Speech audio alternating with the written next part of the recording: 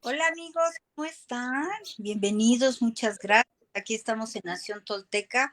Todos los sábados hay un programa que hemos establecido para analizar los grandes monumentos, las grandes íconos, figuras, códices, etc., porque hay un buen de imágenes hasta en vasijas muy importantes. En esta ocasión, pues no sé, llevamos 3 programas con esta área. Se empezó con eh, bueno, ya vimos Coyolxauhqui la vez pasada y vimos el mito de su mamá y la mujer de la falda de serpientes, y ahora vamos con Tlaltecutli, que están muy ligados, incluso parece, porque vamos a ver, yo tengo la idea de que vi abajo de la mujer de la falda de serpientes a Tlaltecutli. Y Tlaltecutli es la imagen más grande que hasta la fecha se ha descubierto, el monolito de los mexicas. Entonces aquí está mi querido Frank Díaz, que sin él pues esto no existiría, porque la verdad ha sido desde joven un gran investigador con una excelente memoria, con una excelente lógica, con un análisis crítico, porque de repente, sobre todo en este mito que vamos a ver, ustedes dicen cuando leen los mitos como se tradujeron de primera mano, que no sabe si fue picotilla de lo que oyeron aquí, lo que oyeron allá, si fue tú di esto, es lo que se va a analizar para tener claro, porque de ahí empieza, ¿no? Que hacían sacrificios, ¿no? Que como si fuéramos salvajes, como si no hubiera cultura, como si no hubiera ciencia, como si no hubiera cosmovisión. Y todas estas figuras tienen un lenguaje muy claro que no hemos aprendido a leer y a decodificar. Quiero agradecer a Jonathan, que está aquí con nosotros, él manejando pues la tecnología, que mi rey es un sabio. Jonathan, ¿cómo estás? Bienvenidos a todos ustedes que están aquí. Vicente Fernández, Vicente, te vamos a extrañar, mi amor. Ni una copa más, Lucho, ni un pulque más. No, ¿por qué dije Vicente Fernández? Tache, tache, tache. Bueno, pues vamos a empezar con esto que se llama Tlaltecutli. El tema de hoy es un gran monolito que se encontró en la Ciudad de México. Un monolito que tiene un mito que si ustedes lo leen, dicen, ¡ay! No entendí, o sea, ¿qué pasa? ¿Por qué hay que regar sangre? ¿Por qué dice esto? Entonces tiene que venir esa gran decodificación que muchos no hicieron y nos dejaron la tarea así de ahí te va esto que encontramos, interprétalo como quieras, y empiezan las distorsiones y empiezan a hacernos creer que somos o éramos unas naciones sin conocimiento, sin análisis, sin matemáticas, sin cosmovisión, sin lógica de vida, que éramos salvajes y todo lo contrario, aquí ni la basura existía, todo era aprovechable. Ese modo de vida que nos destrozaron, que nos enseñaron a verlo como lo veían los europeos o los que llegaron a invadirnos, nos ha minado mucho. Estamos en el rescate de esto y yo quisiera pedirle a Fran, bueno, decirle que la quiero mucho, que gracias por estar aquí y que empecemos con esta. ¿Cómo le hacemos, Frank? Les presentamos la imagen y luego seguimos con el Pues texto. sí, a ver si Jonathan quiere subir la imagen más conocida de Tlaltecutli, la que acaban de descubrir, como fondo. Quiero saludar a todos, gracias por su presencia en este programa.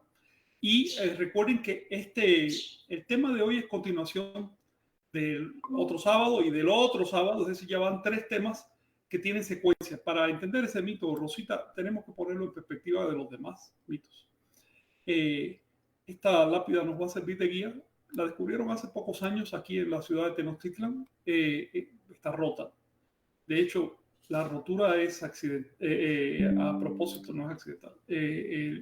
La rompieron para eliminar una parte de la pieza del interior donde estaba probablemente el retrato del Tlatoani que la mandó a hacer y la fecha y demás. Se notan todavía elementos, pedacitos ahí de relieve que tú notas que había una persona ahí. Luego, parece que, bueno, no vamos a hablar de la historia mexica, pero hubo momentos en que cambiaron violentamente los gobernantes y se trataron de eliminar evidencias de lo anterior y demás. Quizás esa sea la causa por la que fue borrada la identidad de la persona que pagó esta estatua, que la mandó a hacer. Este relieve es muy grande. Cuando estaba intacto era espléndido. Para entenderlo, vamos a primero a recapitular un poco. Recuerden que en la primera ponencia estuvimos hablando de Coatlicue y en la segunda de Coyolxauhqui. Y estuvimos diciendo que Coatlicue es la materia, era el nombre que le daban al universo material. Cuando digo materia me refiero a materia, energía, todo lo que existe en el universo objetivamente hablando. Por eso es que Coatlicue no se puede decir que sea el planeta en sí. Planeta Tierra es ya un resultado posterior de la materia. Coatlicue es el cuerpo del universo, digamos. Por eso la representaban primero voluminosa, pero además vestida de serpientes que son las corrientes de agua. Y en lugar de cabeza humana tenía cabezas de serpiente, que significa la energía, la radiación y demás. Ese es el tema de Coatlicue. Y por otro lado tenemos la Coyolxauhqui, que representa la luna, para hablar en un sentido astronómico, la luna, pero no solo la luna, también representa la mente, digamos, lo que pasó después de la evolución de la vida. Eso está representado por los ciclos de nacimiento, puesto que en la Tierra son regidos por la luna. ¿Cuál es el nexo entre Coatlicue y Coyolxauhqui? ¿Nos puedes hablar de ese nexo, Rosita? Hay un personaje más. Bueno, en el mito está Huitzilopochtli. En el mito está Coatlicue, que es como si fuera esa gran energía del universo que está creando planetas y que está creando, que está barriendo y agarra el plumón y se embaraza y van a ser Huitzilopochtli, que es el sol. Es por no, de nuevo repítenos, ¿qué es Huitzilopochtli? ¿Qué representa Huitzilopochtli? Viene representando al sol. A nuestro sol, a esa energía que nace y que va a hacer que se desaparezcan las estrellas, que va a particionar a la luna para que nosotros empezamos a entender nuestro cosmos, cómo se funciona al nacimiento del sol. No es un guerrero salvaje, no es un dios que viene a darle en la torre a sus hermanos, sino es como una metáfora de nuestro universo, nuestra cosmovisión. Si me permites, vamos a ponerlo al revés. Huitzilopochtli es representado por el sol, pero en sí mismo no es el sol. Esta distinción hay que hacerla porque en la academia se dice Huitzilopochtli es el sol. Ajá. No idolatraban al sol. No el nombre de Tonatiuh es secundario en el panteón. Secundario, Huitzilopochtli está muy por encima. El sol físico, el astro, Tonatiuh, eso es muy secundario. En cambio, Huitzilopochtli era central. Así que el sol representaba a Huitzilopochtli. No es que Huitzilopochtli representara al sol. ¿Y Huitzilopochtli qué representaba? Ahí vamos a ese tema exactamente. Ese es el tema. Fíjate, estos mitos nos permiten entrar en la filosofía de los antiguos anahuacas. En la filosofía, no solo en sus leyendas, en sus soluciones populares, sino en qué entendían profundamente sobre la naturaleza del mundo. Vamos a empezar otra vez por Coatlicue, que es la materia. El mito dice que ella concibió de manera inmaculada. ¿Qué significa esto? ¿Que ella sola autogenera esto? Que no hay dos principios creadores en el universo, hay un solo principio. Así que, con todo perdón para los académicos y quienes repiten que había una dualidad, eso no es cierto. Hay un solo principio creador en la cosmovisión de Anáhuac. Hay una sola realidad, no dos realidades. Por eso, Coatlicue concibió de manera virginal. Si hubiera dos principios, le hubieran puesto un marido simbólico. ¿Ves? El hecho de que no se lo pusieran significa que estaban diciendo, no hay dos, hay uno solo. No te dejes llevar a la mentalidad fácil, a la mentalidad dualista. Sé riguroso con tus concepciones, con tus análisis. Date cuenta que esa dualidad que ven tus sentidos es aparente. Todas las contradicciones en el fondo se pueden resolver, todas. No sé, si miras plano, dices, hay día y hay noche, hay luz, oscuridad. Sí, no es cierto, hombre. Esa es solo la interpretación que hace tu mente. En realidad hay lo que hay. Es lo que está ahí. Tú le pones nombres.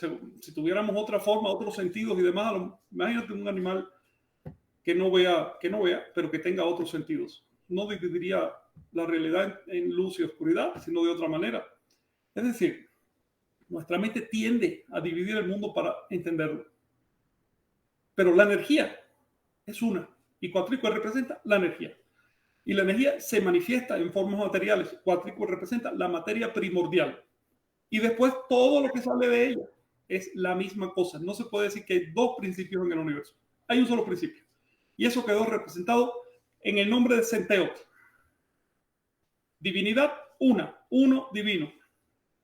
Y aclaramos, Zen, S-O-M-Y, es el número 1 en la Sí. lengua náhuatl y T La es unidad. divinidad, Sí. la divina unidad. Senteot, la energía una.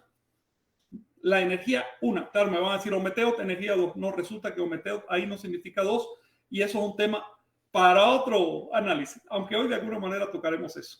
Pero no te dejes distraer. Primero, la unidad. Y ya después todos los análisis de la mente. ¿Ok? Recuerda, la mente es dual. Tenemos dos hemisferios cerebrales y tendemos a dividir el mundo en polos. Pero puedes decir, sí, es que el planeta Tierra está compuesto por un polo norte y un polo norte, pero eso no es así, es un solo planeta, es la Tierra. Polos son efectos perceptuales, son nombres que le llamamos efectos perceptuales. La realidad es un solo globo.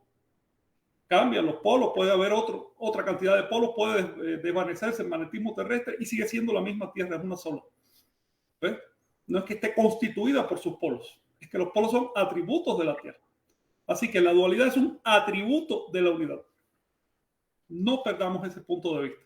Y esa unidad está reflejada, está representada por cuatlicue. Por eso, como ya platicamos, es un conjunto de símbolos enormes, pero todos integrados y que tienden hacia adentro, hacia el centro. Están bien integrados esos conjuntos en cuatlicue. Y por eso, por supuesto, no hay nada más que pueda fecundarlas. Así que la creación viene de sí misma. Oye, pues qué bien que comentas esto, porque en lo personal yo tenía la idea de que existía, por decir, la divina Trinidad, entre comillas, que de dos se juntan y nace un tercero. Sí. Entonces, por ahí Esos son modos. me iba. Son modos. Esa es la forma como ocurre. Eso es lo que podemos representarnos con la mente. La mente infantil divide las cosas en dos. Ya el adulto dice, espérate, las dos polaridades podemos unificarlas en un tercer punto y así surge un pensamiento trinitario que es exponencia de un estado superior de las ideas cosmológicas, de las ideas del mundo. Pero eso sigue siendo mente. Nuestra experiencia es unitaria. Somos un paquete de energía. Así que nuestra experiencia es unitaria. Te pongo un ejemplo.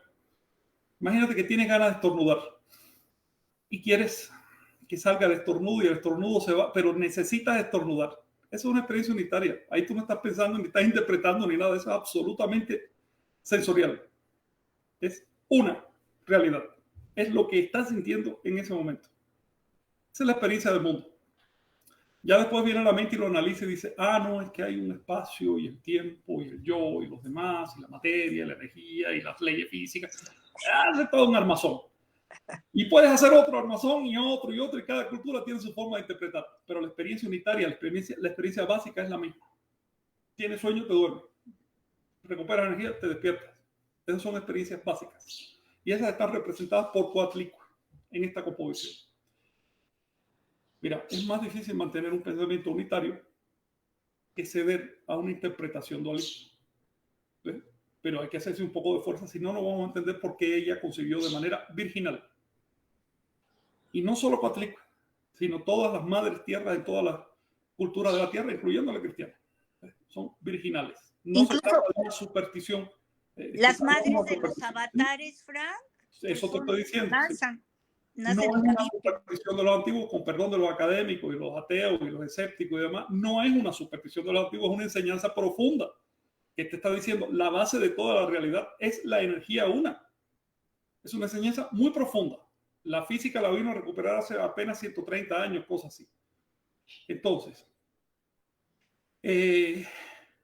después de esto, encontramos que ella concibe y da a luz a Huitzilopochtli. ¿Y qué significa Huitzilopochtli? Si te fijas, el mito dice que él nació peleando. No nació como un niño chiquito. Él nació peleando. Nació además con armas.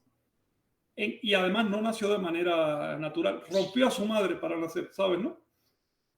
No, esa parte no me la La sabía. rompió, salió. Y salió, pero rápido, rápido. Ese que le avisaba, Mercurio, que le avisaba, oye, que vienen a atacarte. Le avisaba cuando él todavía estaba en el vientre de su madre. Recuerden que esto es un mito, ¿eh? Recuerden que esto es un simbolismo, no es literal. De modo que la rompió y salió peleando y eliminó a los 400 y a su hermana que lo dirigía y a los otros 5 que asistían. Es decir, a las estrellas, a los planetas y a la luna. Los eliminó. Eliminó la oscuridad. Nació la luz. Por eso fue simbolizado después por el sol. Porque el sol hace lo mismo en un plano ya material y en un plano astronómico. Rompe la oscuridad, nace la luz. Pero Huitzilopochtli va mucho más allá del sol. Huitzilopochtli representa la voluntad. La voluntad. La tierra primordial, Coatlicue, es el caos. Es el caos, es el montón de cosas. ¿Ves? Sin forma, sin orden, sin un propósito. Lo que nace con Huitzilopochtli es la voluntad de darle orden a la realidad, de darle orden al mundo. La voluntad se manifiesta de formas creadoras. Si una persona tiene voluntad, esa voluntad se va a manifestar en orden, en creación, en darle sentido a la realidad. Si una persona cae en depresión porque no le encuentra sentido a la realidad, es que le falta educar su voluntad. La voluntad es la facultad que tenemos en nosotros justamente para darle sentido al mundo. La voluntad es primaria, no es un resultado psicológico, no deriva de la función del cerebro ni de nada de eso. Tú búscate el animalito más humilde, búscate la célula, todavía no es ni un animal, una célula, la más sencilla. Tiene voluntad de seguir existiendo y no tiene cerebro. Tiene la voluntad de seguir existiendo. Vete a un átomo. El átomo quiere seguir existiendo y es por eso que existe. Porque si no quisiera, no existiría. Así que en la conjunción Anahuaca las cosas existen porque quieren existir. No hay que olvidar que hay una voluntad de permanencia. Eso se manifiesta en el mundo físico como resistencia al cambio. Y en el mundo animal esa misma resistencia evolucionó como sensitividad, reactividad a los fenómenos y demás. Ahora bien, Huitzilopochtli entonces lo primero que hace es romper ese caos inicial que estaba todo unificado pero caótico, separarlo en partes comprensibles, en partes que uno pueda entender. La luna, la tierra, las estrellas, ¿ves? La materia primordial la separó. Si quieres hablar en términos físicos, tenemos un estado protomaterial que por su propia naturaleza, vamos a decir que estalló, aunque no es realmente lo que pasó, sino que, digamos, que da origen a la diversidad, y ese estado de caos, ese estado en que eran nubes de polvo muy concentrados, etc., empiezan a formar núcleos, los núcleos empiezan a evolucionar, limpian el espacio alrededor y tenemos 300.000 años después un universo de astros. Y esos astros a su vez siguen agrupándose y tenemos un universo de galaxias y lo que tenemos hoy. ¿Ves? Y va a seguir habiendo organización en el universo, surgirán otras cosas. Y también existe, ya gracias a esto existe la clasificación de la energía de líquida, sólida, plasmática. Esos son estados de agregación de la materia, no de la energía. Estados de agregación de la materia. Y ya ese es el tema de los 4 elementos. Eso viene en este mito. Lo vamos a ver después. Pero quiero que sigan la secuencia de estos 3 programas. Okay. Recuerden que el mito dice claramente que la luna salió de la Tierra. Eso dice el mito. Así lo dice. Que era una deidad, le cortaron la cabeza, eso se convirtió en la luna. Y el cuerpo siguió siendo la Tierra. Porque la luna le da vueltas a la Tierra, eso era evidente para los antiguos, ¿no? Ya les mencioné que de hecho se ha descubierto que es así. Así que no me atrevo a negar la posibilidad de que ellos hubieran llegado por especulación o por otra vía al conocimiento de que efectivamente la luna fue proyectada por la Tierra. Esto es importante decirlo, porque en estos mitos se esconde conocimiento. Y no es científico negar a priori. Así que no puedo negar que haya conocimiento astronómico ahí, avanzado, mientras no pueda probarlo. Y lo que yo estoy viendo son evidencias de que sí había un conocimiento avanzado. Después de esto, llegamos a Tlaltecutli. Vamos a concentrarnos ahora en qué pasó en la Tierra. El mito de la formación de la Tierra repite todo el proceso, porque finalmente Tlaltecutli es la misma Coatlicue, es lo mismo, son otros nombres. Así que, ¿tienes algo que decir, Rosita? Pues que estoy pasmada, así de que qué bueno que estamos tocando este tema tan importante como Tlaltecutli nunca lo percibí con esa gran importancia que estás viendo, que nos estás comentando. Sí, gracias, Frank, sigue porque es muy interesante. Filosóficamente es básica, Coatlicue primero y después su desdoblamiento Tlaltecutli. Les voy a leer literalmente el mito de Tlaltecutli. Este aparece en los papeles de Motolinía. Se atribuyen estos papeles a Motolinía. La verdad es un legado de papeles muy temprano. Probablemente es la primera recopilación que se hizo aquí en Anagua de mitos. Se supone que fueron escritos en 1524. Estos papeles están en español. No se conservó el texto original náhuatl. Es una gran pena, porque el texto original tenía datos, muchos más datos, y además tenía fechas. Pero bueno, lo que se conserva es esto. Son dos mitos paralelos. Yo se los sinteticé aquí para ponerlos en el orden cronológico. Y dice así: los mexicanos atribuyen la creación al dios Tezcatlipoca y a otro llamado Hécat. Hécat es lo mismo que Zacatl. Así que tenemos primero una polaridad. Tezcatlipoca es Hécat. Tezcatlipoca es Hécat. ¿Bien? ¿A qué simboliza Tezcatlipoca y Ejecal? Hécat simboliza la parte constructiva y la vida. Tezcatlipoca simboliza la parte destructiva. A ver, Tezcatlipoca es la condición para que vuelva a haber otra creación. Si Tezcatlipoca, el universo sería plano, no sería cíclico. ¿Ves?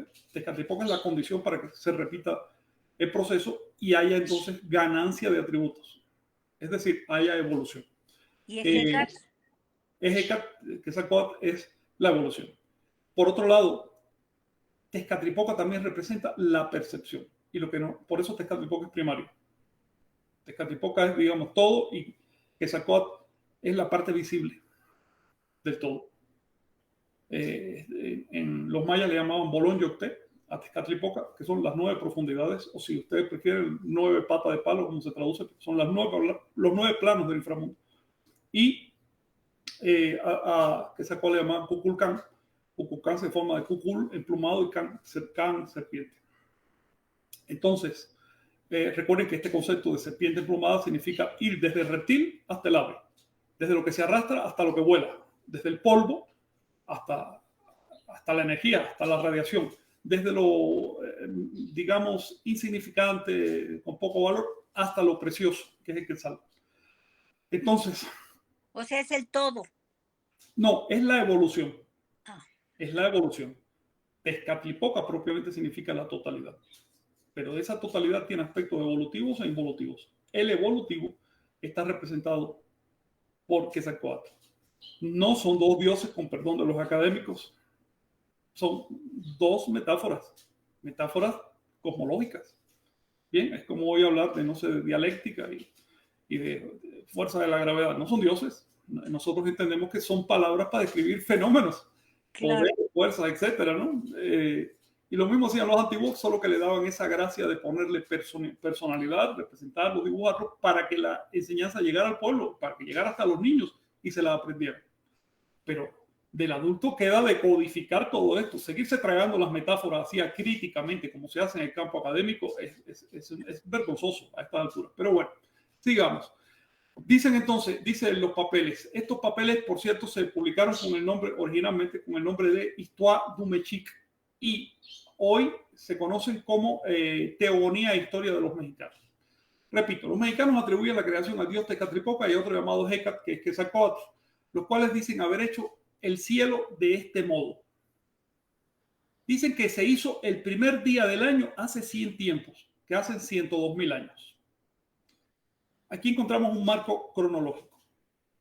Bien, como no tenemos el original, no sabemos realmente cuánto tiempo hace. Pero bueno, el copista español que transcribió todo eso y lo tradujo, entendió 102,000 años. Para un hispánico de aquella época, que pensaba que el universo se había hecho en 6 días, hace apenas 5 o 6,000 años, sí, era una cantidad así, mira qué loco, estas personas están hablando de 102,000 años, ¿no? Probablemente los papeles originales tuvieran fechas muchísimo más largas, porque cuando comparamos lo que ha quedado en la zona maya, estamos viendo que hablaban de periodos que exceden la duración del universo. Pero bueno, son de las cosas que se han perdido y por eso hay que seguir investigando y lo que se conserva, hay que estudiarlo y conservarlo. Exceden a la fecha del Big Bang, Sí, porque no, esa mucho, era mucho. corta. El Big Bang, recuerda, es una hipótesis moderna, una hipótesis creacionista, además, una hipótesis cristiana. En la mitología del resto del mundo, en Anahuac, en la India, en China, se describía de otra manera la realidad, a mi juicio más amplia. Pero bueno, seguimos. Dice que había al principio una diosa que aquí llaman Tlalteul o Tlaltecutli. Y aclara que es la tierra, la cual estaba llena por todas las coyunturas de ojos y bocas con las que mordía como bestia salvaje. Aquí vemos esas en la imagen, muchas de esos. Ahí lo ves, en los codos, las rodillas y todo, los pies, las manos son alegorías de devorar. En el pensamiento nahuaca, el devorar, el ser como un animal, es ser precivilizado. Por lo tanto, no tener orden. El animal representa lo salvaje, lo peligroso, pero también lo caótico, lo que no está organizado todavía. ¿Ves? No tienen fuego, no tienen civilidad. Por lo tanto, cuando vamos a decirle Dios, así que, cuando esta energía, este poder, se representa con atributos de agresividad, está diciendo que es primitiva, primaria, caótica, no tiene organización todavía. Ahora viene la organización, el mito lo describe muy gráficamente. Fíjense lo que sigue diciendo. Tenía figura de hombre y otros dicen que era mujer. ¿Por qué? ¿Por qué esa contradicción entre los informantes? Que uno le dijeron a Motolinía, es que ella es un hombre y otros le dijeron que es una mujer. ¿Por qué tú crees? Pues por lo que estás comentando, de que todo es una unidad, hombre, mujer y todo son parte de unión para la evolución. La contradicción se debe al nombre. Se llamaban Tlaltecutli. Tlaltecutli quiere decir señor de la tierra. Sí. Aunque debo advertir que cuando dices Tecutli en combinación con algo más, según el contexto, también se puede entender como señora, pero básicamente significa señor. Bien, por otro lado, la representaban con pechos, femenina, pariendo. Es decir, es al mismo tiempo hombre y mujer, es andrógina. Por y eso, con masclat, ¿no? Que es lo que simboliza al hombre. Atributo masculino, etcétera. Atributos femeninos y masculinos tiene al mismo tiempo. Porque se fecunda a sí misma. Es concepción inmaculada. Es decir, no necesita de un principio externo. Es la totalidad. Y la totalidad contiene los dos polos, masculino y femenino, si le quieren llamar, usando una metáfora sexual. La polaridad va mucho más allá de los sexos. Es decir, reitera el mito el hecho de que era al mismo tiempo hombre y mujer, al mismo tiempo era andrógina. En muchas partes de la tierra, incluyendo la Biblia, se dice al principio era hombre y mujer. Es decir, era andrógino. Ese es ese primer Adán que aparece en la Biblia, se llama Adán Cadmón, el Adán que es de los dos sexos. Ya después fue separado. Lo van a ver en todas partes de la tierra porque es el modo como el ser humano se representa el hecho de que la energía única da origen a la diversidad de las cosas. La energía única crea. Bueno, sigue diciendo que Zacuat y Tezcatlipoca bajaron a la diosa del cielo. Esta es una parte muy importante. Como van a ver en las imágenes, por lo general esta entidad se representaba cayendo, bajando del cielo. ¿Qué quiere decir bajar del cielo? ¿Qué es el cielo? ¿Qué son los 13 escalones y los 7 niveles del cielo? ¿Qué significa? ¿Bajar a dónde? Pues al Tlaltipac. Bajar a Tlaltipac. Recuerden que en esta cosmovisión tenemos unos planos hacia arriba, unos planos hacia abajo, y allí donde ambos confluyen, su intersección, eso se llama Tlaltipac o mundo de manifestación. La superficie de la tierra, la apariencia, lo que vemos. Descender del cielo significa descender de un estado de abstracción a un estado de manifestación. De lo que no se ve a lo que se ve. Es decir, los antiguos concebían que la materia que vemos ha llegado de otro lado, y a ese otro lado le llamaban el cielo. Si quieren hablar en términos físicos, llegó de un estado de potencial de trabajo, ni siquiera se había manifestado. si quieren hablar en términos psicológicos, llegó de la percepción. No de la percepción humana, sino de la percepción como atributo de la existencia. Pero ya esto nos mete en un campo filosófico bastante más complejo, ¿bien? Pero salió de lo abstracto y se manifestó en lo concreto. Es lo que quiere decir que bajó. Cuando vean el simbolismo mesoamericano, esos dioses que descienden, astronómicamente significa, por supuesto, el descenso de un astro, debajo del horizonte, pero filosóficamente la salida de un estado abstracto a un estado concreto. Bueno, sigue diciendo, antes que bajara ya existía el agua sobre la que esta diosa caminaba. Es decir, ella se movía, ella andaba sobre el agua, no estaba dentro del agua, todavía no era tierra propiamente, fíjate, sino que era un potencial de manifestación, estaba encima. ¿Qué cosa es el agua entonces? Pero es que el agua también la maneja, o sea, o igual puede ser líquido amniótico en el que estamos, igual el cosmos le decían que era agua, que era mar, De abarca hecho, mucho. tiene muchas maneras, tiene muchas claves, porque el mito se puede aplicar a un montón de cosas. En la que estamos siguiendo, que es la cosmológica, el agua representa el espacio-tiempo y representa también la energía. Así que cuando ustedes escuchen, por ejemplo, el mito bíblico, los mitos de la India, se habla de primero estaba el agua, en el Popol Vuh había un mar, estamos hablando del espacio-tiempo. El espacio-tiempo no como algo pasivo, sino como un potencial energético. Por eso es que el Popol Vuh aclara esto. Al principio estaba el mar, pero el mar era luminoso, dentro tenía luz. ¿Qué está diciendo con eso? No era agua en el sentido inerte, era agua-fuego, era agua quemada, era atlachinoli, era agua capaz de crear. ¿Bien? Así que vamos a distinguir eso, porque no es el agua que nos tomamos, es un agua filosófica. Sigue diciendo, bueno, ya antes que bajara existía el agua sobre la que esta diosa caminaba. Viendo esto, los dioses dijeron el uno al otro, es menester hacer la tierra, hay que hacer la tierra. Es decir, es necesario que surja la manifestación. ¿Por qué debe surgir la manifestación? Porque si todo se queda en un plano arquetípico, abstracto, no va a haber evolución. En ese plano no hay movimiento. Ese plano está esperando, es latente, es potencial. Solo cuando se manifiestan las cosas es cuando empieza a haber movimientos de evolución. Entonces se transformaron en dos grandes serpientes. ¿Qué significan las serpientes en este mito? Pues es como la energía en movimiento. Positivo o negativo, polaridades creadoras. Para que surja la chispa, eso lo sabe cualquiera que entienda un poco de electricidad, para que surja la chispa, para que se transmita ese impulso, tiene que haber una diferencia de polos. Tiene que haber además una diferencia de voltaje. Tiene que haber suficiente diferencia como para que se detone, se provoque la chispa. Si tú no tienes dos polos, no surge la chispa, no fluye la electricidad. Y eso pasa con todo. Es decir, todo lo que se mueve de un punto a otro, por alguna razón. Así que tiene que haber una diferencia que provoque ese movimiento. Eso está representado por las dos serpientes. Como ya sabemos, las serpientes por ondulantes, por ondulatorias, eran el emblema antiguo de la energía.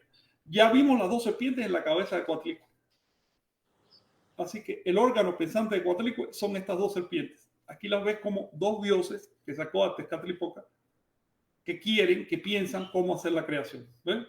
Así que si te fijas, la estatua no es más que la representación en piedra del mito. Y seguimos. Se cambiaron dos grandes serpientes. Por la boca de ella entró Tezcatlipoca y su compañero Ejeca, que sacó, entró por su ombligo. A ver qué significa. Por la boca y por el ombligo. ¿Ok? Agujeros. Es lo que significa. Es decir, entraron por sus polaridades y sigue diciendo. Y ambos se juntaron en el corazón de la diosa, que es el centro de la tierra. ¿Ok? Los polos se manifiestan en los extremos, pero surgen y confluyen además en el centro, en el corazón. Son solo formas perceptuales de un núcleo. Nosotros vemos los polos, pero en realidad lo que existe es ese centro que está detonando el poder que se manifiesta en forma de polaridades. El mito da para muchas interpretaciones, incluso de carácter fisiológico y demás. Entonces dice que entraron por su boca y por su ombligo y se juntaron en el corazón de la diosa. Hay otro tema que debes tener en cuenta. El corazón es el glifo ólico, es el movimiento, es el centro. es lo que se mueve. Es el Oli. Por eso en el arte, por ejemplo, de Teotihuacán, tú ves que cortan, el glifo es un corazón cortado, de tal manera que ves los lóbulos. Por alguna razón le ponen 3 lóbulos en vez de 4, pero sigue siendo la suástica. ¿Te acuerdas? Sí, sí, sí, recuerdo esa imagen. En forma de suástica. Esa suástica representa el movimiento. El corazón es Oli, es el principio motor de la naturaleza. Sigue diciendo, otros dicen que fue creada del siguiente modo. Uno de los dioses agarró a la diosa de la mano derecha hasta el pie izquierdo y el otro de la mano izquierda hasta el pie derecho. Obviamente. ¿Qué están haciendo con eso? Recuerda que el glifo de Olin, de signo Olin, son es el enlace de dos cosas. ¿Ok? Están transformando la Tierra en el glifo Olin, le están dando movimiento, le están dando dinamismo. Sigue diciendo, la apretaron tanto que la hicieron partirse por la mitad. Ese es exactamente el glifo Olin. Dos corrientes que se encuentran y rotan. Este es el tercer atributo, no es que solo sea polar, es una polaridad que rota sobre un centro. Y eso es lo que significa el verbo olina en náhuatl, de donde deriva olin por apócope.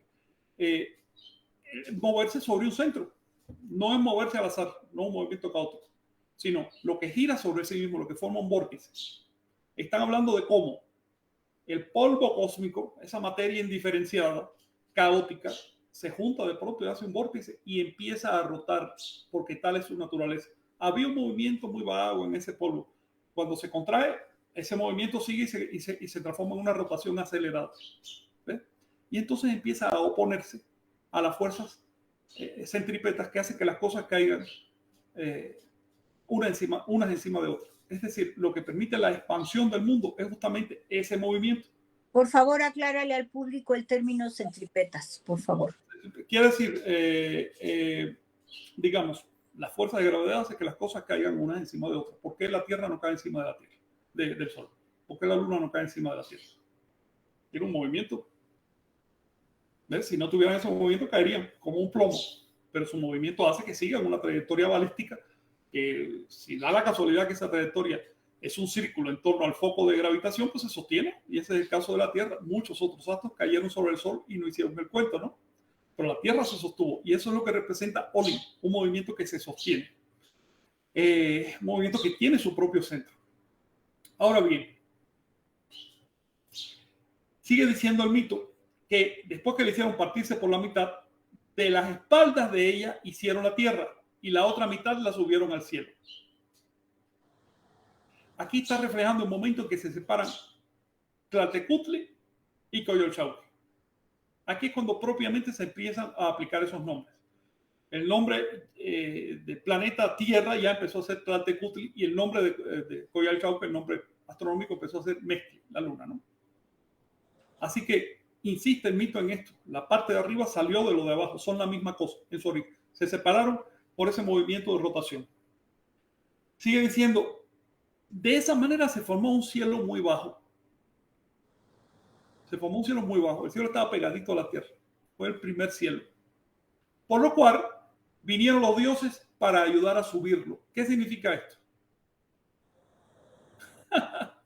No sé, son cosas que he leído y siempre me he quedado con cara de que... Significa que a partir de un momento inicial de fractura, de ruptura, de separación, después viene la expansión. Y la expansión está determinada por los dioses. ¿Qué son los dioses? Representaciones de las fuerzas de la naturaleza. Las fuerzas naturales entraron en acción y empezaron a expandir el universo. Esto aplica incluso a la descripción de un átomo. ¿Okay? Hasta la descripción del átomo se puede aplicar. En el caso de la astronomía, que es el que me gusta, del sistema, tenemos que cuando la Luna salió estaba a 20.000 kilómetros, no a 384.000 como ahora. Es decir, literalmente se viene expandiendo. ¿Por qué? Por fuerzas que hay involucradas que le están dando energía a la Luna a costa de la Tierra, por cierto, y entonces la Luna tiende a salirse. Pues bien, sigue diciendo, formaron un cielo muy bajo por lo que los otros dioses vinieron a ayudar a subirlo. Una vez que lo pusieron arriba, que lo elevaron, algunos de ellos quedaron sosteniéndolo para que no se caiga. ¿Quiénes son estos dioses que quedaron sosteniendo el cielo? Los cargadores. Los 4 cargadores, 4 columnas en los extremos. No es literal, no es que pensaran que la Tierra es cuadrada, en absoluto. No es que pensaran que es plana y cuadrada. Es una advertencia. Es una descripción de las 4 fuerzas básicas del universo. Nosotros, en nuestra cultura moderna, en la actualidad, ha llegado a la misma conclusión. El universo se sostiene, el espacio-tiempo se sostiene gracias a 4 fuerzas básicas, 4 cargadores. Los 4 cargadores se orientaban hacia los rumbos simbólicamente, por supuesto, y tenían los nombres de Chichiltic al este, Iztac al norte, Yayauqui al oeste y Costic al sur. Todos eran Tezcatlipocas, obviamente. Podemos representarlos como las fuerzas que sostienen el universo. Se preguntará, bueno, ¿cómo ellos sabían que 4 fuerzas sostienen el universo? Respuesta, ¿cómo lo sabemos nosotros? Pues, estudiando, reflexionando, meditando, el mismo cerebro humano en todas las épocas llegando a conclusiones similares. ¿Cuál fue la vía de estudio? ¿Cuál es la metodología y demás? No sabemos. Lo que vemos son los resultados. Pero si queda ceniza, ya sabe que hubo fuego. Por lo tanto, ahí hubo un proceso de investigación que llegó a soluciones similares a las que tenemos hoy. Entonces decían que después que se expandió el universo, 4 fuerzas básicas quedaron sosteniéndolo. Recuerden, 4 fuerzas y una quinta. La quinta se representa en el centro. Sigue siendo el glifo de movimiento. Y aquí entramos en lo que tú mencionabas hace un rato, en los estados de agregación. A medida que el universo se enfría, va viendo, digamos, se va como decantando la materia en estados masivos o grandes de agregación. No solo son 4, los que hay docenas, quizás cientos de estados de agregación, pero los que vemos masivamente son el estado radiante, el estado gaseoso, el estado líquido y el estado sólido. En el estado sólido la materia está tan fría, tiene tan poca energía que forma estructuras rígidas. Está muy comprimida, ¿no? Pero si tú le das calor, empieza a vibrar todo eso, se funde. El estado líquido, la materia sólida tiene como atributo el formar estructuras. Pero cuando la licúas, tiende a ir hacia abajo. Tiende a ir hacia el foco de gravedad. Entonces, el estado líquido o el agua, tenemos la tierra, el agua, en el lenguaje alquímico, el agua representa esa tendencia de ir siempre hacia abajo. Pero si le sigues dando calor a ese líquido, ¿en qué se transforma? ¿Gaseoso? En gas. Y el gas ya revierte la tendencia de ir hacia abajo y se queda en el medio. Se expande a partir de un centro en todas direcciones a la vez. Así que el agua va para abajo, el gas, el aire, está en el centro. Si le sigues dando calor, ¿qué pasa con ese gas? Se transforma en plasma, se disgregan los átomos, se transforma en plasma. El Sol es una bola de plasma, por ejemplo. Y tiende a subir. Por eso le llaman fuego, porque las llamas de fuego tienden a subir. Así que tenemos simbólicamente hablando y en sentido cosmológico la tendencia hacia abajo, la tendencia hacia arriba, la tendencia central y las estructuras. Por eso los 4 cargadores son también los 4 elementos alquímicos. Le llamo elementos alquímicos porque ese es el lenguaje que se usa en antropología para distinguir los elementos como grandes estados de agregación del uso moderno de la palabra elemento. Recuerden los químicos, y me disculpan que la palabra elemento no la inventó la química, la inventó la alquimia hace miles de años y por supuesto tiene un largo pedigrí con un significado muy específico.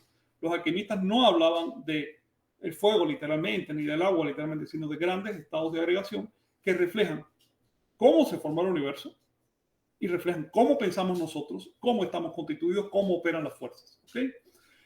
De hecho, todo esto que estamos relatando ocurrió en etapas, en periodos creativos a los que llamaban soles. No por casualidad a los soles le daban los nombres de los 4 elementos. Ellos consideraban que el universo fue cayendo de estado en estado de agregación. Fue siguiendo estados sucesivos de agregación hasta llegar a la actualidad y que va a seguir el proceso. Y después de que acabe, ahorita estamos en el 5º sol, que viene siendo movimiento, y que cuando se acabe el 5º sol regresaremos al sol de tierra. Digamos, los 4 soles son los extremos del cuadro, 5º sol es el centro. Significa manifestación. Manifestación. Siempre que haya manifestación, eso es 5º sol. Si de aquí a 1 millón de años hay seres inteligentes que tratan de representar cómo se van a ubicar a sí mismos en la posición quinta, que significa centro. No se van a ubicar ni en la 4ª, ni en la 3ª, ni en la 6ª, sino en la 5ª. Eso es un principio psicológico, digamos.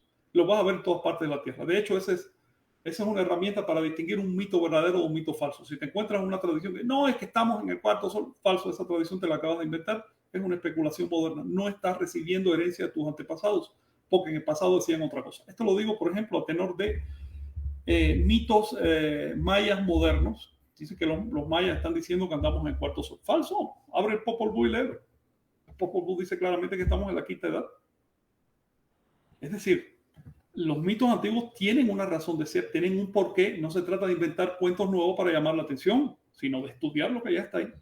Ahora bien, les decía que una vez que la pusieron en alto, 4 dioses se quedaron sosteniendo la tierra para que no se cayera. Para compensar a la diosa de los daños que los dos malvados de Tezcatlipoca y Quetzalcóatl le habían hecho, los dioses descendieron a consolarla y ordenaron que de ella saliese todo el fruto necesario. De sus cabellos hicieron árboles y flores, de su piel la hierba, de sus ojos pozos y fuentes y cuevas, de su boca ríos, de la nariz valles y montañas. Es decir, ya están hablando de cómo estas 4 fuerzas permitieron la manifestación del mundo, la creación ya pormenorizada de las cosas. Y con esto termino de leer ese mito. ¿Alguna cuestión?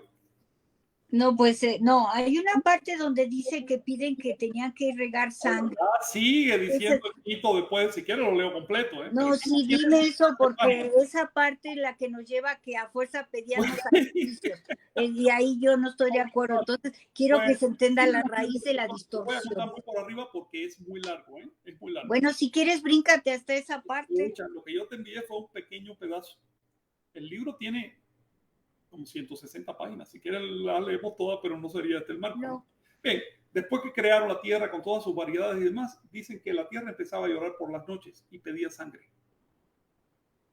Que la tierra empezaba a llorar de noche y pedía sangre. Esto es un tema muy aparte de lo que estamos estudiando. Yo quiero concentrarme en la descripción de los procesos astronómicos, cosmológicos y demás. Pero bueno, si tú quieres que entremos en ese tema, muy bien. Nomás ese pedacito, ¿no? Después de crear la naturaleza, después que la tierra empezó a llorar porque necesitaba sangre. ¿Qué significa esto? No me digas que sacrificios humanos para que salga el sol, porque yo voy a decir eso, pero no es lo que dice el mito. El mito literalmente dice otra cosa. Hay que leer lo que dice ahí. Ahí dice lo siguiente. Acuérdate que los mexicas y demás pueblos de Anáhuac decían que su cometido en la vida, su misión en este mundo, era nutrir al sol con corazones. ¿Con voluntades? ¿Con qué? ¿Qué significa la sangre? La sangre es la vida. La sangre es la vida. Es la esencia de la vida. La esencia de la vida, simbólicamente hablando.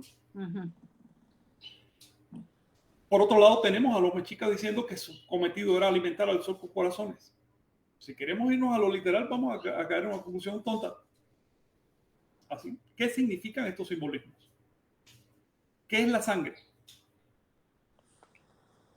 Bueno, yo dije la esencia, pero estoy pensando... La voluntad es el intento transformador, es el intento de retribuir la naturaleza a lo que la naturaleza nos ha dado. ¿De qué manera? Creando cultura, creando civilización, desarrollándonos. Es la inteligencia, es la evolución. Es, si quieres, el ser humano, aunque se ve muy arrogante, es cualquier ser autoconsciente del universo. Es caer del 4 en el 5. Sangre significa corazón. Corazón es el centro de los 4 miembros. Es decir, estamos hablando de un cuadro original y de una intersección de una X. Ese punto central, que es el Olin, ya lo dijimos hace un rato, es el corazón, es el centro, es el dinamismo, es la sangre. Lo que quería la Tierra es que hubiera un centro en la creación, que no se quedara únicamente como un montón de cosas naturales sin más concierto, que hubiera un centro. Ese centro representa la conciencia. La voluntad ya está desde el principio porque la voluntad es lo que hace que las cosas existan. Pero a través de la conciencia y de la conciencia de sí, de la autoconciencia, la voluntad se transforma en intento creador. Eso es lo que significa la sangre. Y por supuesto, el intento creador es sacrificio. ¿Por qué? Pero no sacrificio humano, sino sacrificio... No le pongas peros todavía, porque quién sabe. No le pongas peros todavía. Es sacrificio. ¿Qué quiere decir el sacrificio? ¿Por qué los cristianos basan su fe en el sacrificio de una persona? ¿Por qué te vas a la India y es el sacrificio de fulano de tal? ¿Por qué siempre en todas las cosmovisiones vas a ver un acto de sacrificio original? Te vas a la zona maya y vas a ver ese jugador de pelota original al que lo sacrificaron. abres el Popol Vuh, vas a ver un acto de sacrificio. En todas partes vas a encontrar ese tema de el sacrificio original. ¿Qué significa eso? Ay, oriéntame, no, estoy perdida, por Significa favor. de manera muy obvia que si no te sacrificas, no hay logro. ¿Sacrificio es como el esfuerzo tuyo para lograr algo? Sacrificio es un esfuerzo para conseguir algo. Y si no te esfuerzas, no lo vas a conseguir. Así de sencillo. Es decir, tenemos una naturaleza primaria, están todos los elementos. Pero para que haya evolución tiene que haber sacrificio. Tiene que haber un intento y ese intento tiene que ser capaz de sacrificar lo que no sirve para apreciar lo que sirve e irse por esa línea. Te pongo el ejemplo de una rana. Bien, una rana suelta 120,000 huevos en un charco tranquilamente. ¿Cuántos van a salir de ahí? 2. ¿Ven? Lo demás se sacrificó. No es que se desperdicie, es que se sacrificó. Porque todos los demás sirvieron de alimento a esos 2 que salieron. ¿Te das cuenta? Así es la naturaleza, así son las cosas.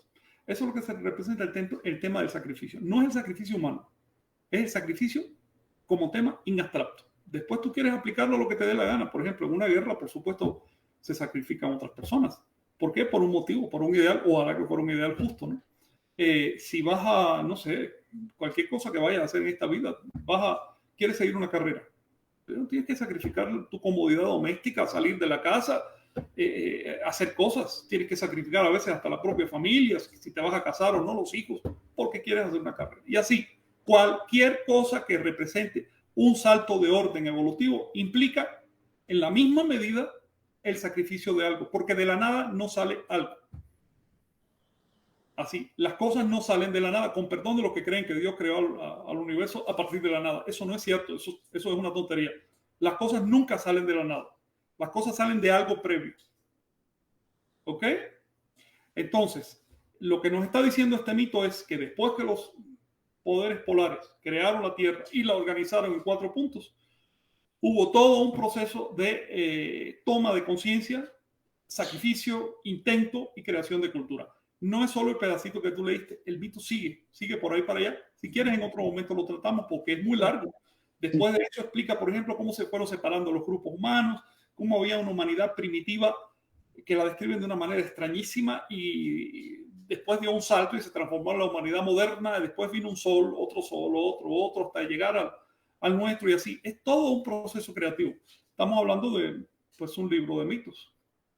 Muy sí, ese luego lo veremos porque sí se habla que si los monos, que si las peces, que si los árboles, que si éramos gigantes, sí, recuerdo. Primero se alimentaban con una semillita rústica natural, después una un poquito más desarrollada, ¿te acuerdas? Sí. Hasta llegar finalmente al maíz. Todos son imágenes de cómo fue evolucionando el mundo. No creamos que la evolución ocurrió de manera graciosa, así bonita. Ay, qué bueno, evolucionan los seres. No, ocurrió con sangre, ocurrió con lágrimas, con dolor, y sigue ocurriendo así. Y si uno no está dispuesto a entrarle al sacrificio, uno no está en el camino evolutivo. Ay, qué interesante, Frank. Bueno, pues lo dejamos eso para otro. ¿Y qué te parece si seguimos ahora a analizar la piedra? Que es a lo que... Sí, de hecho, yo quería centrarme en ese tema. Si Chinahue nos hace favor de poner las demás imágenes, sí, fíjense que aquí vemos a Tlaltecutli de nuevo descendiendo la tierra. De nuevo, están viendo en sus coyunturas, garras, su cabeza es una calaca. Es la misma que viste en Coatlicue. Es una calavera. ¿Ves? Una salpicadura alrededor de ella, es decir, todo salpica porque ella llegó al limbo original y lo salpicó. Y ves que esa salpicadura tiene rombos con puntos. ¿Te acuerdas qué significan los rombos con puntos? Ay, sí, como lo exacto, los que tiene la Coatlicue, ¿no? Exactamente. ¿Qué significa eso? Pues es el sangre, ¿no? de algo. Es el jeroglífico de Zipactli, del primer ser, del primer animal, del primer signo del calendario, Zipactli. Los mayas le llamaban Imish. Ambos términos antiguamente querían decir dragón, la conjunción de los 4 elementos en un solo ser. Por eso es acuático, por eso tiene forma de reptil, que es la tierra, por eso tiene plumas, que es el aire, y por eso echa humo por la boca o fuego directamente, y tiene unas cejas flamígeras. Es el dragón original, el que le dio sentido a la tierra. Para los compañeros que piensan que en Anagua no había dragones, dragones hubo en toda la tierra. Los anahuacos, por supuesto, conocían el signo del dragón. De hecho, los pueblos que más representaron el dragón fueron los americanos. Aparece desde Alaska hasta Patagonia, profusamente representado, y por supuesto también en Anagua. El dragón es un emblema básico de Mesoamérica.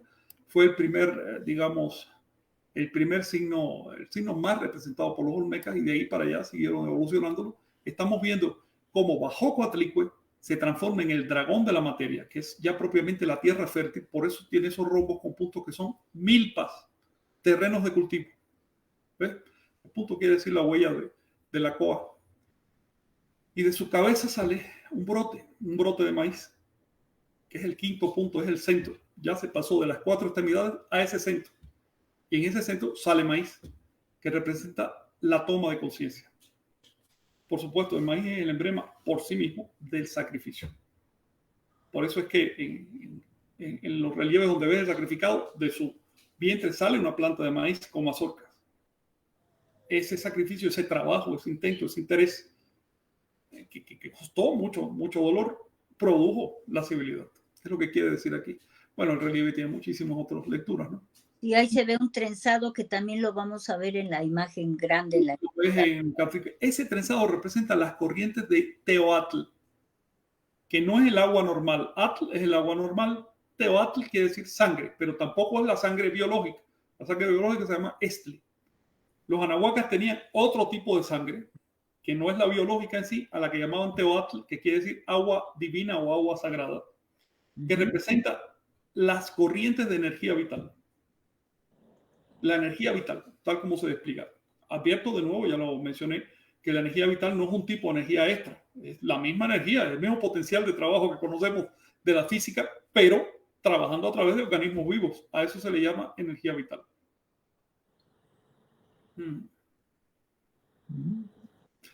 A ver, ¿alguna cuestión más? Por ahí tenemos otras imágenes. Sí. Una cosa importante, fíjate qué bueno que Chinahue puso esta imagen. Tlaltecutli es Tlaloc. ¿Te das cuenta? Claro que es licor de vida, esencia que viene del cosmos, ¿no? Pero tú te das cuenta que es el mismo ser en el fondo. Mira, la postura de Tlaltecutli, los mismos dientes en sus coyunturas, pero la cabeza ya es de Tlaloc. Sí, ya llegó a la tierra. Es algo que les he mencionado varias veces. No se trata de diversos dioses en el panteón mesoamericano, se trata de diversos símbolos para una misma cosa. Así que tú puedes ir pasando de un dios al otro, y siempre va a haber un nexo, va a haber una continuidad. No son seres absolutamente separados. No es como decir, no, Dios y el diablo, bueno, esos están más que separados, pero es una concepción occidental. En la concepción anahuaca, los poderes de la naturaleza no estaban separados, se empatan unos con otros. Y aquí tenemos como Coatlicue da origen a Tlaloc. ¿Cuál es el atributo de Tlaloc? Esas nubes en torno a su cabeza, que en realidad son 2 serpientes que se entrelazan y forman su rostro. Y esa boca, en forma de nubes también, de la que escurren dientes como gotas de agua que también representan rayos. La conjunción agua que cae con rayo quiere decir la fertilización. El agua es lo femenino, el rayo es lo masculino. Y ambos elementos da la casualidad que son los que fertilizan la tierra. Tlaloc representa entonces la fertilización del mundo. Por eso, por ejemplo, se asocia con la fecha 1 conejo hasta allá arriba, la reproducción. ¿Están bien? Y vamos a recordarle al público que esta imagen está justo abajo de la Coatlicue. Es la base de la Coatlicue, es decir, es la misma cosa. Desde Coatlicue hasta Tlaloc, pasando por Tlaltecutli. Y una desinencia que es Coyolxauhqui. Y está en posición de parto, ¿verdad? Casi todas están en posición como de parto, ¿no? Mira, okay. Mira, Mauricio demostró que no es tanto postura de parto, como una postura agazapada sobre la tierra, que a veces levanta la cabeza. ¿Ves? Está agazapada sobre la tierra como una rana. Pero en algunas representaciones ya no es rana, sino es un ocelote, porque la tierra se representaba con un ocelote. O si quieres, incluso un ocelote rana. Nosotros acabamos de ver allá en el monte una estatua grandota de 2 metros y pico, que era un ocelote en postura de rana, pero es ocelote porque tenía cola. Y representa la tierra como paridora de las cosas. Así que de alguna manera sí está el acto de nacer, pero esa postura en sí que estás viendo, la estás viendo desde abajo. Recuerda que levantamos el fondo, ese molde del fondo para poderlo percibir, pero el escultor lo hizo para que estuviera horizontal. Así que en realidad está agazapado sobre la tierra, metiendo, como dice el libro sagrado maya, metiendo pies y manos en la tierra, aferrándose profundamente. Esas extremidades son los 4 cargadores, las 4 fuerzas que le dan forma a la materia. En su centro, ¿qué ves? Pues justo los 4 cargadores y el Oli. En la lámina anterior vimos una salpicadura de tierra con rombos. Aquí esa salpicadura se convierte en un redondel de plumas, es decir, de radiación. Y en medio de ese redondel, ¿qué ves? ¿Ves el emblema? El quincunce. Le llaman hoy el quincunce. Se llamaba Teocuitlatl antiguamente, que quiere decir Teo divino, Cuitlatl, excremento, porquería. Es decir, la articulación de la totalidad de las cosas, de lo más elevado, de lo más bajo, como un cuadro con un círculo en su interior. Y en los puntos de ese cuadro ves otro círculo que se fragmentó. Estamos hablando de la unidad, la pluralidad. Estamos hablando de los 4 rumbos y el centro. Estamos hablando de las 4 fuerzas básicas y la conciencia, que hace que tomemos conciencia de su existencia. Esas fuerzas existen justamente porque las percibimos. Si no hubiera un ser perceptor, no existirían, serían caos. Eso es en el caso de Tlaltecuhtli como Tlaloc. Hay otros 1000 elementos ahí que podríamos analizar, como por ejemplo su tocado en forma de ciclo, etc. ¿Ves? Ese máscara abajo representa los ciclos, el mismo uno conejo encima. Uno conejo es el atado de los fuegos nuevos. Se ataba en un año uno conejo, es decir, el completamiento del ciclo. Esos 3 puntos que ven en su frente, que son un atributo de Tlaloc, que se refieren a Ometeot. Ometeot, una vez que se enteot, es la totalidad. Se desgaja en polaridad, esa polaridad produce fruto. Entonces, padre, madre, hijo. Y ahí tenemos a Ometeot, es lo que representa realmente ese nombre. Oye, si nos puedes poner la piedra del sol.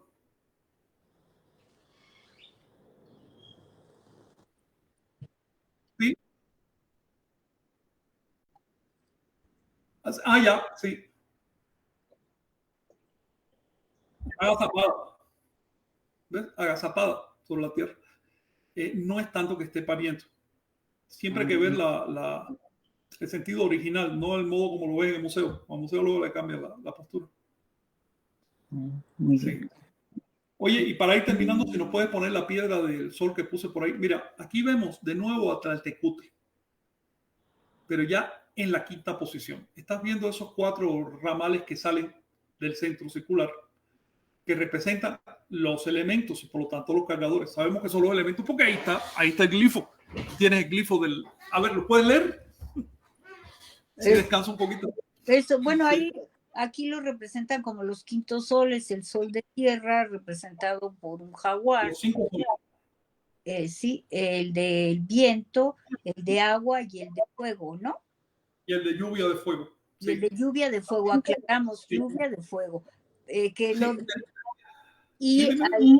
y el centro es y ahí vemos que también esos 4 son la unión, esa cruz de que nos lleva al Oli. También vemos algo que me llama la atención, que también está en la otra piedra, que es la boca con esa posición como así, y que Eso sería saca una lengua donde se fertiliza o algo hace. es un rayo. Fíjate, pero vamos desde la periferia. Ves un marco de 20 signos, significa los ciclos, el paso del tiempo. Pero el tiempo ya cíclico, es decir, los ciclos creadores. Ese es el marco de la pieza. Después ves adentro un glifo Oli. Ese glifo Oli, recuerda que quienes labraron esto tenían el mito que acabamos de leer, lo tenían en su cabeza. Bueno, mucho mejor, ¿no? Porque lo que nos ha quedado es el eco de ese mito. Y ellos estaban viendo en el principio algo que se mueve, que se contrajo y se mueve. Tenemos entonces esas dos aspas que se involucran y crean 4 sentidos de dirección. Conforman el glifo movimiento. Tenemos 2 garras que atraen hacia adentro, que agarran, capturan, atraen. Esto no lo vamos a abundar ahora porque ya es muy tarde, pero es parte fundamental de ese monumento. Tenemos en las 4 aspas, adentro de ellas, arriba a la izquierda, el glifo del viento, Naui Hecat, que quiere decir el estado gaseoso de agregación. Tenemos arriba a la derecha el Naviocelo, que es el estado sólido, que es la Tierra. Tenemos abajo, a la izquierda, la lluvia de fuego, que es el estado radiante. Y tenemos abajo a la derecha el agua, que es el estado líquido. Es decir, tenemos la totalidad de los estados de la creación, de la existencia. Y en el centro de pronto surge la conciencia. ¿Por qué lo sabemos? Primero por su posición central. Segundo porque es un rostro. Rostro representa conciencia. Pero no es un rostro sencillo. Es un rostro triple. En realidad ahí hay 3 rostros, si te fijas. ¿Ok? Tenemos por arriba el rostro del sol. Sabemos que es el sol por la nariguera que ahí está. Bueno, alguien le dio, aprovechó para dispararle la piedra como tiro al blanco, se puede imaginar, hace ya bastante tiempo, y le destruyó detalles valiosos. La nariguera que tenía representa al sol y el pelo. Ese pelo es atributo solar. Tenemos en el fondo a Tlaltecutli, así que ya tenemos el sol y la tierra. En el fondo, Tlaltecutli, representada por la lengua que sale de su boca, ya la vimos en otras imágenes. Esa lengua es un pedernal, es un rayo. Es decir, no solo en la tierra, es también aquello que la fecunda, se fecunda a sí misma. Pero ese pedernal también por sí mismo, ese pedernal tiene ojos y boca, significa la conciencia. Y entre el sol y la tierra, ¿qué tenemos? Tenemos una deidad cuya característica era la personificación o la deificación de algo muy importante. Sol arriba, tierra abajo. Hay un elemento de mediación. Por eso es que si te fijas, la boca de Tlaltecutli está hundida y los ojos también. Tiene una máscara. Esa máscara se llama Xipetote, que quiere decir nuestro Señor revestido de piel. Es decir, el proceso de los ciclos, del reciclaje. El sol preña la tierra y la tierra genera ciclos. ¿Ok? Y eso es lo que significa esos 3 rostros. Los cambios de piel de la tierra, Chipe, el cambio, ¿no? No es sí. que tuvieran que quitarle la piel para sacrificar a alguien, están distorsionando los. Exactamente. Oye, Frank, ¿Alguna cuestión sobre esto? ¿Eh? ¿Alguna cuestión? Porque ya ha pasado el tiempo asignado y me duele bastante la regresar a garganta. la piedra original que estamos analizando, porque ahí veo varias calacas donde está eso así, donde está ella como asentada o agazapada. Si nos pasas nuevamente la imagen original de Tlaltecutli del monolito grande, por favor, Chicnahui. El grande, sí, el amarillo. Sí, al que estamos. Mira, si te acercas a la parte de abajo, junto al mar, ahí están los trenzados que te comentaste. Y sí, veo ahí unas calacas y la cruz de movimiento del lado izquierdo. Sí. ¿Qué son esas? ¿A qué nos lleva esa lectura? Mira, primero el conjunto y después a los detalles. El conjunto es un maslat, atributo masculino, por cierto, sí, que insiste en su androginismo, conformado por tiras trenzadas. Significa el trenzado de las energías de la naturaleza, es decir, no van por separado, todas se juntan, coronados por, la punta tiene caracoles. Los caracoles insisten en el tema de la ciclicidad, pero también son el emblema de la producción, de la fertilidad. Es un emblema de fertilidad. Todo eso está sobre un fondo que está conformado por X y, bueno, por tibias cruzadas o fémures cruzados y calaveras. Ese fondo de huesos cruzados y calaveras era el marco del Zompantli, ¿ok? De cementerio. Acuérdate que en esa época se solía quemar los cadáveres, agarraban las calaveras y las exponían por un tiempo en memoria del difunto y hacían generalmente un altar, generalmente elaborado, aunque los mexicas lo hacían directamente con los cráneos, pero generalmente era elaborado, y adentro se echaban las cenizas de los difuntos. Esa era la costumbre funeraria de esa época.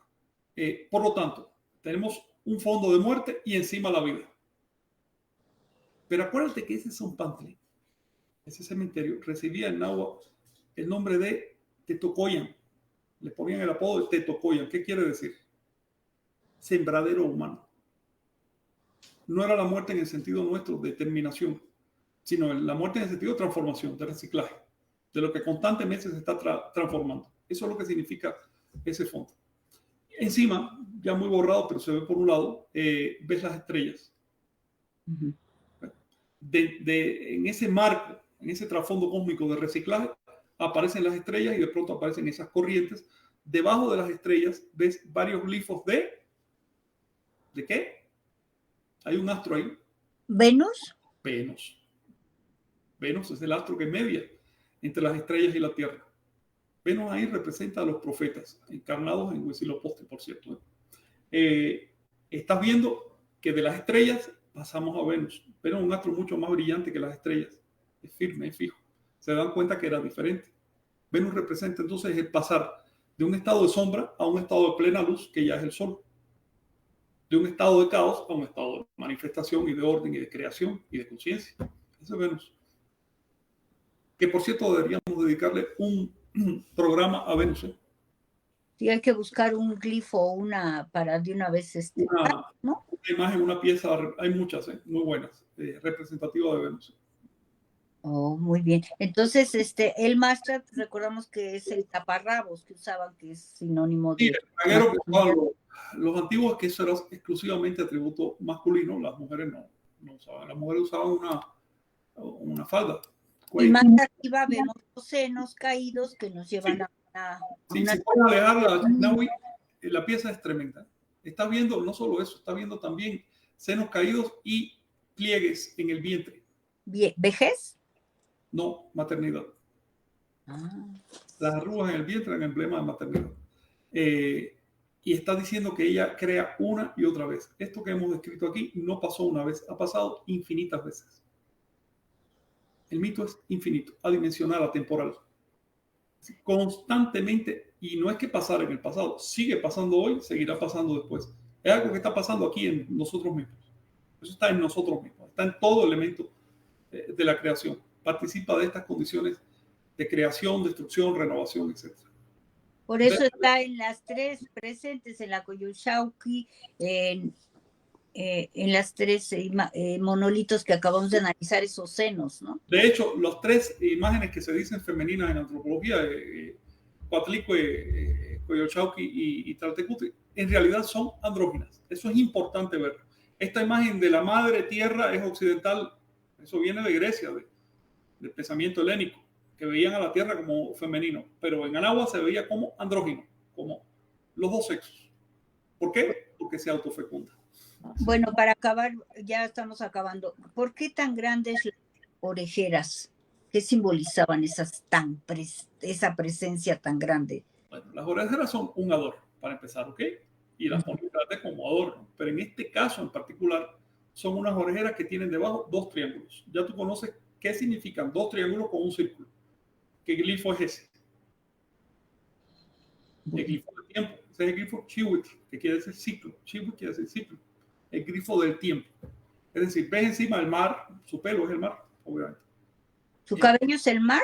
Su cabello es el mar. El mar significa lo amorfo, lo indiferenciado, lo amplio, lo vasto. ¿El mar cósmico y el mar terrestre? ¿O qué mar me hablan? No, el mar cósmico, el mar de las aguas del espacio, la agua del potencial creador, de la energía. Y si quieres aplicarlo al planeta, bueno, también es el mar de la Tierra, ¿no? Ves en su lengua el rayo. El mar es el lado femenino, el rayo es el lado masculino, el rayo que fecunda. ¿Ves? ¿Y cuál es el resultado? La caída en la ciclicidad. Por eso, después de la fecundación, ¿qué es lo primero? El ciclo de gestación. Y eso está aludido por sus orejeras con forma de glifo Chihuitl. ¿Y tiene estas en las mejillas, que es como lo de la luna? ¿O qué tiene ahí? Es Coyolxauhqui, su cabeza es Coyolxauhqui. Están ahí los tres, Coyolxauhqui. Claro, su cabeza, recuerda, su cabeza es Coyolxauhqui. Su cabeza después se separó, según el mito, y se convirtió en la luna, y esos son los cráteres lunares. Sí, sí. Es decir, le llamamos Tlaltecutli, pero en realidad no es un solo ser, es una composición de seres. Ahí está Coatlicue, ahí está Tlaltecutli propiamente, y está también Coyolxauhqui. Y algo que casi nunca se menciona, pero sobre sus cabellos, ¿distingue lo que hay? No alcanzo, sí veo, pero no entiendo qué son. Banderas blancas. ¿Banderas blancas? Banderas blancas, con rayas, por cierto. Las banderas, este tipo de banderas, era lo que portaban los guerreros cuando iban a la batalla, y probablemente los iban a matar. Llevaban esa bandera representa el sacrificio. Por ello, por eso esa deidad llora en las noches pidiendo sacrificio. Es decir, representa también la intención transformadora en la naturaleza. Y por supuesto también representa las guerras y también representa los sacrificios. Es decir, si a una persona lo agarraban en un delito capital y lo mataban, estaba amparado por ella. Eso también hay que tenerlo en cuenta. De hecho, en ella se origina el mito de la Llorona. A ver, cuéntame eso, cuéntame. Ese mito tan famoso y que se conoce ya en todos lados, no solo en México. Se origina en ella. La Llorona significa el reclamo de la tierra. Ya la tierra nos creó, ya la tierra nos produjo. Tenemos que pagarle. Tenemos que pagarle porque si no llora, si no sufre. Y un ser tan poderoso como la tierra, inquieto, significa calamidades. Entonces hay que pagarle sacrificándose, esforzándose. Te voy a poner un ejemplo de esto. Que ya nos apartamos un poco, pero te voy a poner un ejemplo. Mira, hace, ¿qué será? 200.000 años. El ser humano quería comerse un bistec. ¿Y qué hacía? Emboscaban un rebaño de antílopes o de caballos completo, lo asustaban haciendo gritos y demás y hacían que todo el rebaño se lanzara por un precipicio. Uh-huh. Después agarraban uno, lo cortaban en bisteces, se lo comían y se iban. Mataron a todo el rebaño. Sí. Fue desperdicio. La civilidad nos ha permitido ser más refinados en nuestros procesos depredadores, hasta llegar a un punto en que el sufrimiento es mínimo, en que el desperdicio es mínimo. En la medida que hay ahorro, en la medida que hay un manejo racional de los recursos, tú sigues depredando igual, ¿no? Pero estás civilizando, te estás refinando, estás minimizando el sufrimiento, estás minimizando el gasto. Eso también es lo que significa la palabra sacrificio. Sacrificio va a haber, pero hazlo racional. ¿Ves? Por lo menos trata de afectar lo menos posible a la tierra y además trata de merecer. Es decir, paga ese bistec que te estás comiendo. ¿Cómo lo puedes pagar? Bueno, tú sabrás cómo. Pero tienes que pagarlo, porque si no te vas a ir con una deuda energética. Hay que reponer lo que hicimos, ¿no? Lo que tomamos. Eso es lo que representa la bandera blanca y la doctrina del sacrificio en general. Uy, pues qué belleza. Ya, acércame la cara a ver si no me faltó algo, Chignahui, por favor. Abajo del cabello veo como rayos. ¿Qué son? Ahí hay muchísimas otras cosas, pero ya se nos pasó bastante el tiempo, Rosa. Es radiaciones, quizás. Seguimos, ¿no? en otro momento, ¿te parece? Hay más cosas que te sugiero que veas ahí, por ejemplo, el uso de color. Color ahí es simbólico, no es simple adorno. En fin, 1000 detalles. Pero si tú quieres lo dejamos acá, porque ya me duele bastante la garganta. Ok, ¿qué vamos a ver en la próxima, amor? Vamos a analizarlo porque a lo mejor seguimos con Venus. Con Venus. Para seguirle el ciclo cosmológico, ¿no? Ya Venus nos mete en otros temas bastante complicados, pero si quieres lo hablamos después. Es más, si puedes ir visualizando ya alguna pieza para empezar a pensarlo. ¿Ok? ¿Está bien? Pues entonces, nos vemos a todos el próximo sábado, que va a estar también, esto nos va completando esta cosmovisión que estaba particionada, y ya uniéndolas así ya vamos entendiendo más el porqué de la importancia de esa cosmovisión. Gracias, Frank, te queremos. Gracias, Nahui, gracias a ustedes. Dejen sus preguntas y si no se pueden contestar aquí, pues a lo mejor se les escribe o se plantean, se responden en el siguiente programa, ¿va? Bueno, pues los queremos. Nos vemos el próximo sábado.